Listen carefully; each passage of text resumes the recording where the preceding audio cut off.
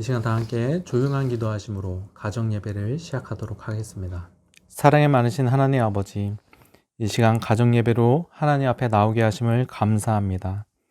이 예배를 통하여 하나님의 은혜를 경험하고 하나님의 뜻을 발견하는 귀한 시간이 되도록 주님께서 인도하여 주옵소서.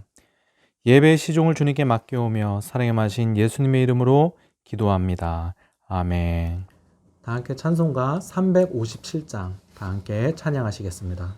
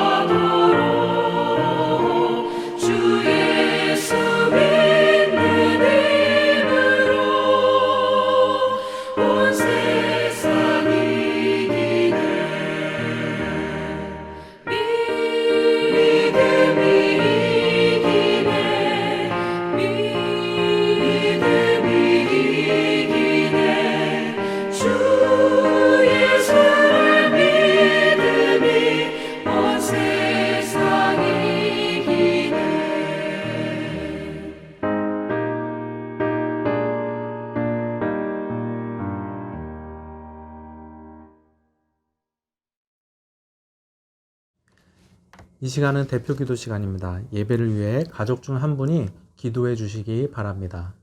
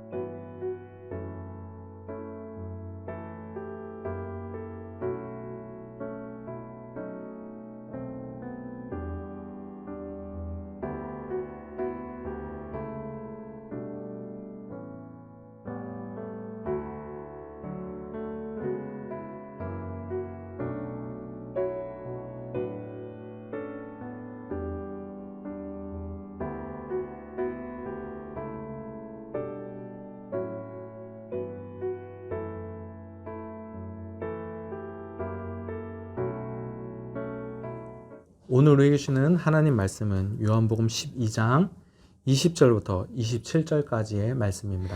마르다는 예수께서 오신다는 말을 듣고서 맞으러 나가고 마리아는 집에 앉아 있었다. 마르다가 예수께 말하였다. 주님, 주님이 여기 계셨더라면 내 오라버니가 죽지 아니하였을 것입니다. 그러나 이제라도 나는 주님께서 하나님께 구하시는 것은 무엇이나 하나님께서 다 이루어 주실 줄 압니다. 예수께서 마르다에게 말씀하셨다.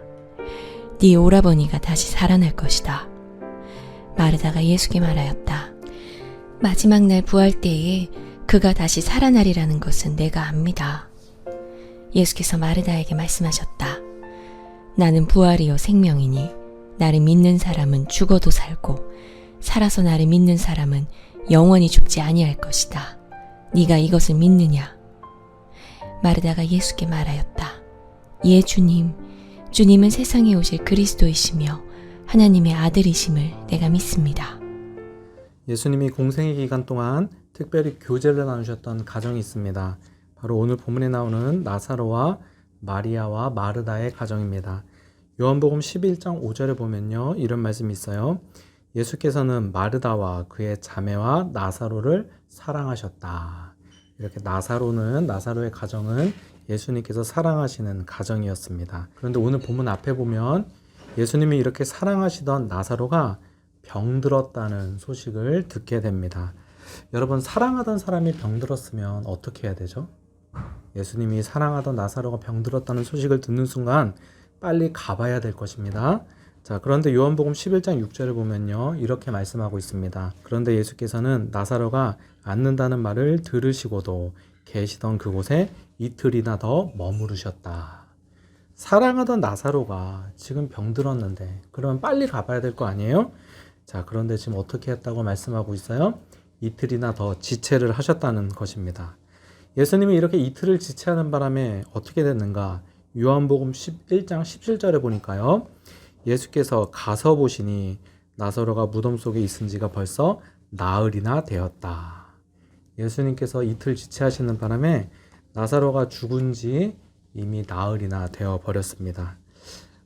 이틀을 지체하셨는데 나사로가 죽은 지 나흘이 되었으니까 사실 예수님이 소식을 듣자마자 바로 가셨어도 사실 나사로는 죽었던 것입니다. 그럼 더 이상하죠? 어차피 죽은 건데, 어차피 죽었을 텐데 왜 이틀을 더 지체하셨을까요? 제가 예전에 교회 권사님들이 차 안에서 하시는 이런 이야기를 하시는 것을 들은 적이 있습니다. 옛날에는 죽은 사람이 살아나는 경우가 있었다는 거예요. 뭐 그런 얘기를 하시더라고요. 여러분, 진짜 예전에는 죽은 사람이 살아나는 경우가 있었던 것일까요? 예, 그렇지 않습니다. 안 죽었던 거죠. 안 죽었던 건데 예전에는 의학이 발달하지 않았으니까 죽은 줄 알았던 거예요. 예, 그런데 안 죽었었던 거예요. 그래서 죽었다고 생각한 사람들이 하루나 이틀 지나고 이렇게 일어나는 일들이 예전에는 있었던 것입니다. 여러분 한번 생각해 보세요. 만약에 나사로가 죽었다고 생각한 지 하루나 이틀 지났어요. 근데 예수님이 죽은 나사로를 살려줬어요. 그럼 사람들이 뭐라고 그럴까요? 죽은 나사로가 살아났다고 그럴까요? 아닙니다. 나사로 안 죽었었다고 그랬을 것입니다. 죽은 거 아니었었다고 그럴 수도 있어요. 근데 여러분 보세요. 예수님이 이미 죽은 나사로가 이틀을 더 지체하심으로 죽은 지 나흘이나 됐어요. 39절에 보면요, 시체가 썩은 냄새가 난다고 그래요. 이건 누가 봐도 죽은 거예요. 완전한 죽음에 이르게 하신 거예요. 예수님은 이틀을 더 유하심으로 논쟁의 여지가 없이 완전한 죽은 상태가 되도록 나사로를 그렇게 하였습니다. 그래서 오늘 보면 21절에 보면요, 마르다가 예수님을 원망하는 듯한 말을 합니다. 21절. 마르다가 예수께 말하였다. 주님, 주님이 여기 계셨더라면 내 오라버니가 죽지 아니하였을 것입니다. 원망하는 말투죠. 주님 왜 이제 오셨습니까? 주님이 빨리 오셨으면 죽지 않았을 것입니다. 라는 말을 하고 있는 것입니다. 여러분, 왜 예수님이 나사로가 죽음에 이르도록 내버려 두셨을까요? 특히 완전한 죽음, 시체가 썩을 냄새가 날 때까지 죽음에 이르도록 내버려 두셨을까요? 여러분, 예수님은 이 사건을 통해서 마리아와 마르다 그리고 우리들에게 무엇인가를 가르쳐주고 싶으셨던 것이 있었던 것입니다. 그것이 바로 무엇이냐? 25절과 26절의 말씀입니다. 25절, 예수께서 마르다에게 말씀하셨다. 나는 부활이요 생명이니 나를 믿는 자는 죽어도 살고 살아서 나를 믿는 사람은 영원히 죽지 아니할 것이다. 이 말씀을 가르쳐주고 싶었던 거예요. 여러분, 자, 이 말씀을 잘 보세요. 나를 믿는 자는 죽어도 산다는 거예요. 여러분, 이 말씀을 우리가 잘 이해할 수 있습니다. 그렇죠. 예수님 믿으면 죽어도 다시 살게 되죠. 자, 그런데 그 다음 말씀이 조금 이해가 안 돼요. 26절, 살아서 나를 믿는 사람은 영원히 죽지 아니한다는 거예요. 여러분, 이게 말이 되나요? 살아서 예수님 믿으면 죽지 않나요? 지금 나사로 죽었는데요. 여러분, 이거 어떻게 되는 거죠?